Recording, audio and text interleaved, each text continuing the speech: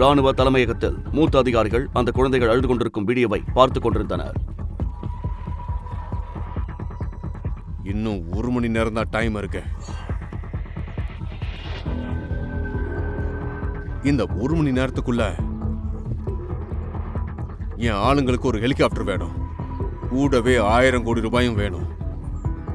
உண்மையில் ராணுவ பள்ளி மாணவர்களின் வேன் கடத்தப்பட்டது.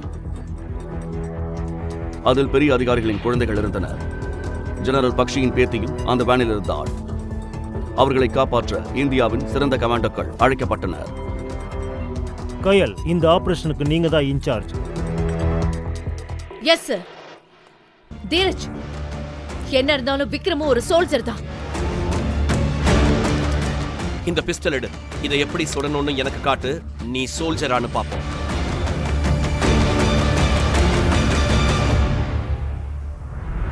ஒரு சோல்ஜரா இருந்துட்டு துப்பாக்கியை எப்படி பிடிக்கணும்னு கூட தெரியலையா? உனக்கு வெக்கமா இல்ல? எனக்கு ட்ரைனிங் எடுக்க சான்ஸே கிடைக்கல. அப்புறம் ஆர்மிக்குள்ள போய் ஈ ஓட்டிட்டு இருந்தியா?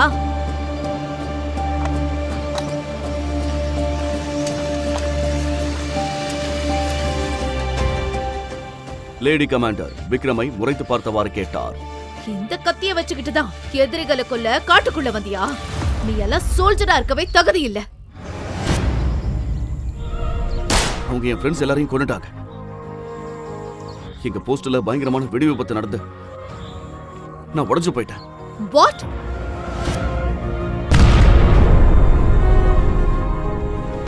அப்புறம் நீ எப்படி உயிர் தப்பிச்ச? போஸ்ட்ல ரேஷன் தீர்ந்து போச்சு. என்ன ரேஷன் வாங்கிட்டு வர சொல்லி வேற ஒரு போஸ்ட் காமிச்சாங்க. நான் திரும்பி வரதுக்குள்ள ஒரு பெரிய வெடி சத்தத்தோட எல்லாமே முடிஞ்சு போச்சு. அப்போ இத பத்தி ரெஜிமெண்ட்ல சொல்லலையா? இல்ல,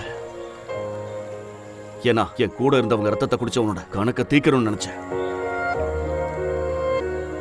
ஒருத்தன் தகுதிக்கு ஏத்த மாதிரி தான் எதையும் செய்யணும். நீ ஒரு சோல்ஜரா இருக்க தகுதியானவ அல்ல. ஆர்மியோட பேருக்கே நீ ஒரு அவமானம். யார் சிபாரிசு பண்ணாங்கன்னு தெரியல. இது வரைக்கும் வந்துட்டேன். விக்ரம் இதற்கு எந்த பதிலும் சொல்லவில்லை. உண்மையில் அவன் அந்த காட்டில் எதிரிகளை தேடிக்கொண்டு அவன் அங்கே வந்தபோது சில பயங்கரவாதிகள் அவனை தாக்கினர். இந்த லேடி கமாண்டர் தான் அவனது உயிரை காப்பாற்றினார். இதற்கிடையில் புதர்களுக்கு பின்னால் இருந்து யாரோ வருவதை கயல் கவனித்தார். ஒரு சத்தம் கேட்டது. நீ பின்னாடி போ. இங்க நிறைய எதிரிங்க ஒளிஞ்சிருக்காங்க. இப்போ என் கூட சண்டைக்கு வரியா? கோழைங்க கிட்ட பேசிக்கிட்டு இருக்க மாட்டேன். நேரடியா ஆக்ஷன்ல இறங்கு. அதன் பிறகு கயல் சுடத் தொடங்கினார். கயல் தனியாளாக போராடுவதைக் கண்டு விக்ரம் வியப்படைந்தான். அவர்கள் ஒவ்வொருவராக கொல்லப்பட்டனர். கயலும் விக்ரமும் அந்த இடத்திலிருந்து விரைவாக வெளியேறினர். நீங்க யார் மேடம்? நீங்க ஒரு சாதாரண கமாண்டரா இருந்தா இப்படி குறி வச்சிருக்க மாட்டீங்க. நான் கயல், ஒரு சீக்ரெட் ஸ்பெஷல் கமாண்டோ. இந்த மாதிரி ஸ்பெஷல் கமாண்டோஸ் இங்க வரதுக்கு எவ்வளவு ட்ரைனிங் எடுக்கணும்னு தெரியுமா? சின்ன வயசுல இருந்தே ஸ்பெஷல் கமாண்டோ ஆகணுங்கிறது தான் என் கனவு. அதுக்காக என்னால எதையும் செய்ய முடியும். நீ ஒரு ஸ்பெஷல் கமாண்டர் ஆகிறதுக்கு உனக்கு சான்ஸ் இருக்கு. ஆனா அதுக்கு என்கிட்ட ஒரு கண்டிஷன் இருக்கு. கயல் தனது நிபந்தனையை விக்ரமிடம் சொன்னபோது விக்ரம் அதிர்ச்சி அடைந்தார். ஆனா இது எப்படி மேடம் நடக்கும்? நீ ஸ்பெஷல் கமாண்டோ ஆகணுமா இல்ல எங்கேயே கிடக்கணுமான்னு யோசிச்சுக்கோ. முடிவு உன் கையில தான் இருக்கு. அதன் பிறகு கயலும் விக்ரமும் அருகில் இருந்த முகாமிற்கு சென்றனர். விக்ரம் தனது அறிக்கையை சமர்ப்பித்தார். ஆனால் சிறிது நேரத்திலேயே அந்த முகாமில் அனைவரும் வேக்கும் வண்ணம் ஏதோ ஒன்று நடந்தது. ஹெலிகாப்டரில் இருந்து ராணுவத்தின் மிக உயரிய அதிகாரியான மேஜர் பக்ஷி வந்தார். விக்ரமுடன் இதையெல்லாம் பார்த்த அங்கிருந்த அனைவரும் வாயடைத்து போயினர். பிறகு மேஜர் கயல் மேஜர் பக்ஷியுடனேயே இருந்தார். அந்த முகாமிலிருந்து கிளம்பும் போது மூத்த அதிகாரி விக்ரமிடம், உன்னோட திங்ஸ் எல்லாம் பேக் பண்ண. சார், எப்படி பார்த்தாலும் நீ ஆர்டர் இல்லாம தான் அந்த காட்டுக்குள்ள போன. நீ உன் ஆர்மியோட டிசிப்ளினை மீறிட்ட. இப்போ உன்னை இங்கிருந்து தூக்கி எறிய போறாங்க. ஆனா சார், இறந்து போன என் ஃப்ரெண்ட்ஸுக்காக அவங்கள பழி வாங்க தான் நினைச்சேன். பழி வாங்க போறியா? உனக்கு ஒரு துப்பாக்கி கூட பிடிக்க தெரியாது. உனக்கெல்லாம் வெக்கமே இல்லையா? எல்லாரும் விக்ரமை பார்த்து சிரிக்க ஆரம்பிச்சாங்க. அப்போதுதான் இன்னொரு ஹெலிகாப்டர் அங்க வந்தது. சார், சார், எல்லாம் சரியா இருக்கா? சோல்ஜர் விக்ரம், நீங்க எங்க கூட வரணும். மேல் இடத்துல இருந்து ஆர்டர் வந்திருக்கு. இதை கேட்டு அனைவரும் வியப்படைந்தனர். Yes sir. விக்ரம் அந்த ஹெலிகாப்டரில் அமர்ந்து அந்த படைப்பிரிவை நோக்கி சென்றார். அவருக்கு தெரியாது அவரது வாழ்க்கை ஒரு பெரிய திருப்பத்தை சந்திக்கப் போகிறது என்று. விக்ரம், இந்த ரெஜிமெண்ட்டுக்கு உன்னை வரவேற்கிறோம். உனக்கு இங்க தான் ட்ரைனிங் கொடுப்பாங்க. எல்லா ஸ்டேஜையும் முடிக்க இது உனக்கு ஹெல்ப் பண்ணும். எனக்கு ஒண்ணுமே புரியல சார். கயலோட சிபாரிசுல தான் உனக்கு இந்த ட்ரைனிங் கிடைச்சிருக்கு. But you have to prove your self. நீ இப்போ ஸ்பெஷல் கமாண்டோ ட்ரைனிங்ல அனுப்புவாங்க. அங்க எல்லாத்தையும் நீ முடிச்சாகணும். நான் ரெடி சார். உன் வேலை இன்னைக்கே ஆரம்பிக்குது. Good luck. Thank you sir. Jai Hind. Jai Hind sir. நீ உன் செல்வாக்க பயன்படுத்தி இங்க வந்துட்ட. இவங்க எல்லாரும் கஷ்டப்பட்டு உழைச்சு தகுதியோட தான் இந்த ட்ரைனிங்ல ஒரு பார்ட்டா இருக்காங்க. இவங்க எல்லாரும் இந்த கேம்போட பெஸ்ட் கேடட்ஸ். எவ்வளவு போட்டி போட்டு வந்திருக்காங்க தெரியுமா? சிபார்ஸ்ல வந்தவனுங்க இவங்களுக்கு சமமா நின்னா உன்னை நினைச்சா எனக்கு அவ்வளோ கோவம் வருது. இவங்களுக்கான கோர்ஸ் திரும்ப முதல்ல இருந்து ஆரம்பிக்காது. ட்ரைனிங் திரும்ப நடக்காது.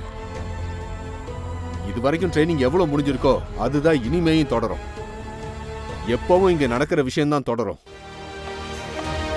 அப்போது ஒருவரின் குரல் கேட்கிறது. பழகிய ஒரு குரல் அழைத்தது. ஹே ஹே ஹே! விக்ரம் நிமிர்ந்து நேராக பார்த்தான். அவனது பழைய எதிரி தீரஜ் அங்கே நின்றிருந்தான். நம்ம கமாண்டர் இங்க உருளைக்கிழங்கு சீவிட்டு இருக்காரு. உண்மையில் தீரஜின் தந்தை ராணுவத்தில் பெரிய பதவியில் இருந்தார். தனது அதிகாரத்தை பயன்படுத்தி அவன் பல சலுகைகளை பெற்றான். இந்த கமாண்டர் தலையெழுத்துல பெருசா லட்சியம் ஒண்ணு இல்ல போல. காய் வெட்டுறதும் மசாலா போடுறதும் தான் உன் தலையெழுத்து. இதுதான் உன் லெவல். இப்ப நீ வெறும் சமயக்காரன் தான். மெதுவா உன்னை எங்க எல்லாருக்கும் வேலைக்காரனா மாத்திடுவேன். போன தடவையும் உன்னோட ட்ரைனிங்க நான் தான் கெடுத்தேன். இந்த வாட்டியும் அதே தான் நடக்கும். ஒரு நாள் அவன் விக்ரமை தனது காலணிகளை சுத்தம் செய்ய சொன்னான். விக்ரம் அதற்கு மறுப்பு தெரிவித்த போது அவன் விக்ரமை கொல்லவே முயன்றான். அவன் தன் தந்தையிடம் கூறி அவனது போஸ்டிங்கை மாற்றினான்.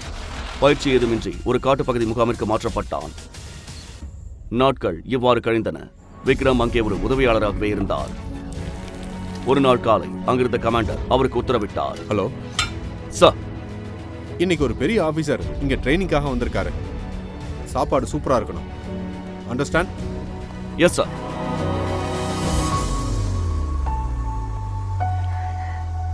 நான் மேஜர் சாக்ஷி. இன்னைக்கு தான் உங்களுக்கு ரொம்ப பெரிய டெஸ்ட் இருக்கு. Are you ready cadets? இதற்கிடையில் விக்ரம் ஒரு தட்டு நிறைய உணவை மேசையின் மீது வைத்தார். இதைக் கண்டு சாக்ஷியின் ரத்தம் கொதித்தது. சோல்ஜர், இங்க வாங்க.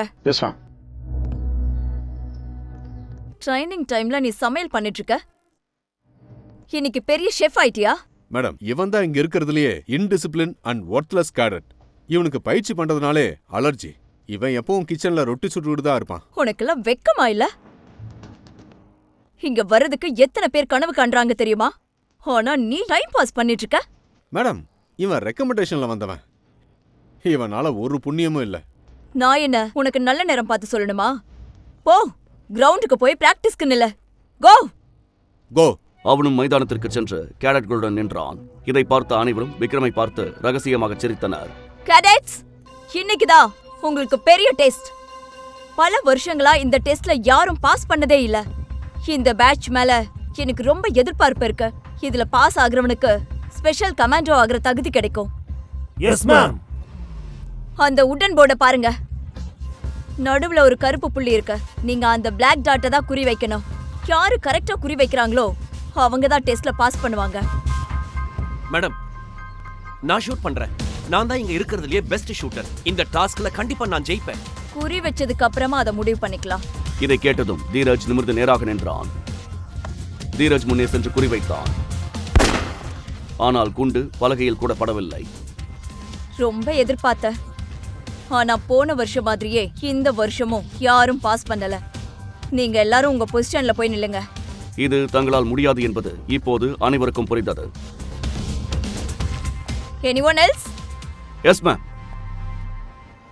நான் ஒரு வாட்டி ட்ரை பண்ணலாமா? With your permission. இது என்ன? இங்க கத்தி கரண்டி வச்சு வேலை பண்றத பத்தி பேசிட்டு இருக்கோம். இது உனக்கு சரி வராது. நீ போய் காய்கறிகளை நறுக்கு. அமைதியா இருங்க. ஜவான், நீ ட்ரை பண்ண. இவன் சும்மா டைம் பாஸ் பண்றான். இவன் இது வரைக்கும் துப்பாக்கி கூட தொட்டது இல்ல. பாருங்க, இவனும் இந்த பேட்ச்ல ஒருத்தன்தான்.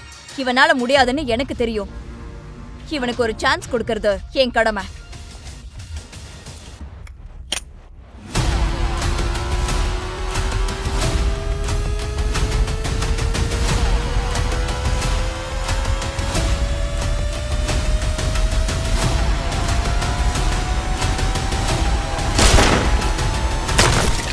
Thank you ma'am. விக்ரம் குறிவைத்த உடனேயே அனைவரும் தங்கள் சுயநினைவை இழந்தது போல நின்றனர். விக்ரமின் இலக்கை கண்டு தீரஜ் வாயடைத்து போனான். குண்டு சரியாக அந்த புள்ளியை தாக்கியது. மேஜர் சாக்ஷியும் தளபதியும் கூட அதிர்ச்சியில் உறைந்தனர். ஒரு சமையல்காரனால இது எப்படி முடிஞ்சது? நீ இது வரைக்கும் துப்பாக்கியை கூட கையில் எடுக்கல. அப்புறம் எப்படி உன்னால இவ்வளவு அக்யூரேட்டா குறி வைக்க முடிஞ்சது? உன்னோட உண்மையான முகம் என்ன? எங்க கிட்ட இருந்து எதை மறைக்கிற? Tell me. ராணுவ தலைமையகத்தில் மூத்த அதிகாரிகள் அந்த குழந்தைகள் அழுது கொண்டிருக்கும் வீடியோவை பார்த்துக் கொண்டிருந்தனர்.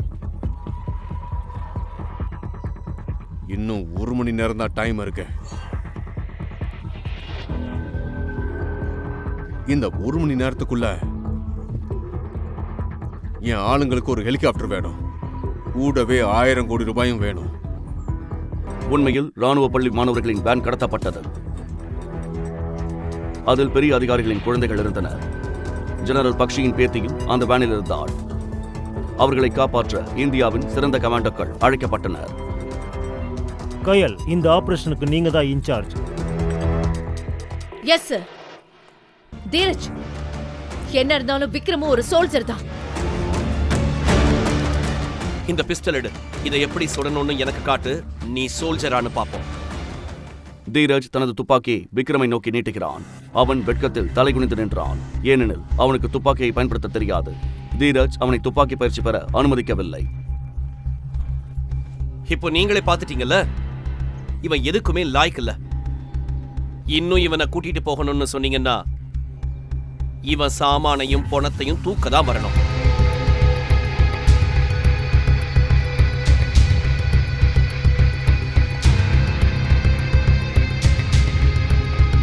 பின்னர் சிறந்த கமாண்டோக்கள் குழுவில் ஒரு உதவியாளராக விக்ரம் இதில் சேர்த்துக் கொள்ளப்பட்டார்.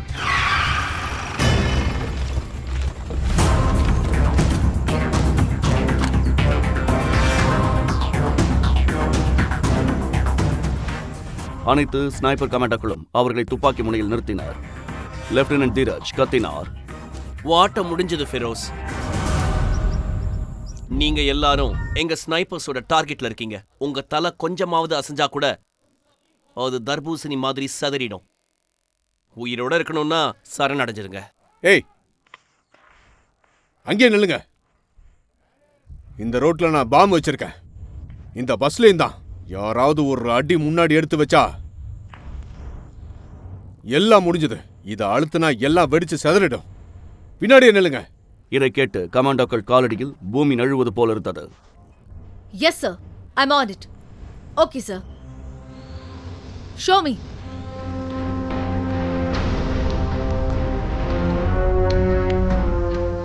ட்ரோன்ல பறக்கிறப்போ தெரியாது. 3-4 இடத்துல குண்டு இருக்க வாய்ப்பு இருக்கு. கயல், நாட்டோட டாப் ஆபீசரோட குழந்தைகளோட உயிர் ஊசலாடிக்கிட்டு இருக்கு. நீங்க ஒரு காரியம் பண்ணுங்க. அந்த உதவியாளரை பேச்சுவார்த்தைக்கு அனுப்புங்க. Okay sir, I'm on it. இங்க பாரு, உனக்கு ஒரு சான்ஸ் வேணும்னு கேட்டல, இப்போ கிடைச்சிருக்கு. உள்ள போய் அங்க என்ன நடக்குதுன்னு பாரு. It's your time. சரிங்க மேடம். ஃபிரோஸ், உன்னோட டிமாண்ட்ஸை பத்தி பேச எந்த ஆயுதமும் இல்லாம எங்களோட சோல்ஜர் உன்கிட்ட வராரு.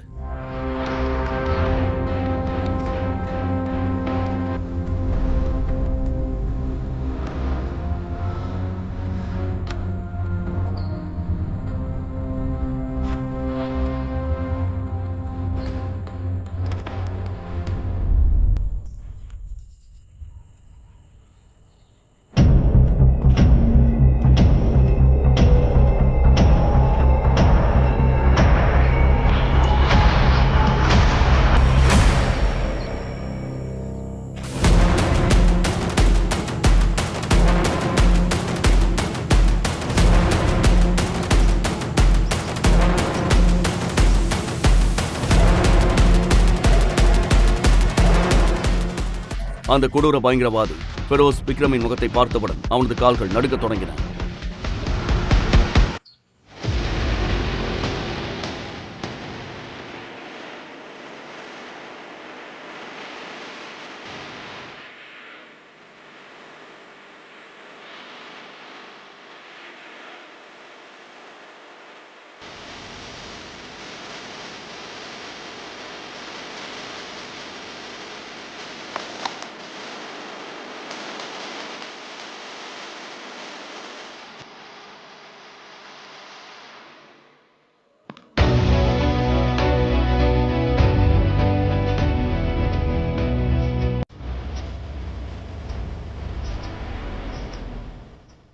அந்த கொடூரமானவன் விக்ரமின் முகத்தை கண்டதும் அதிர்ந்து போய் தன் துப்பாக்கியை கீழே வைத்து மண்டியிட்டது ஏன்?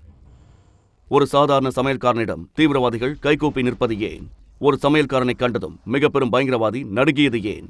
எதற்காக அவன் விக்ரமிடம் உயிர் பிச்சை கேட்டான்? யார் இந்த ஷெஃப் விக்ரம்? அவன் மறைக்கும் ரகசியம் என்ன? மீதி கதையை தெரிந்து கொள்ள காத்திருங்கள். மேலும் கமாண்டர் விக்ரமின் அனைத்து பகுதிகளையும் கேட்க பாக்கெட் ஆஃப் மேப்பை டவுன்லோட் செய்யுங்கள். லிங்க் டிஸ்கிரிப்ஷனில் கொடுக்கப்பட்டுள்ளது.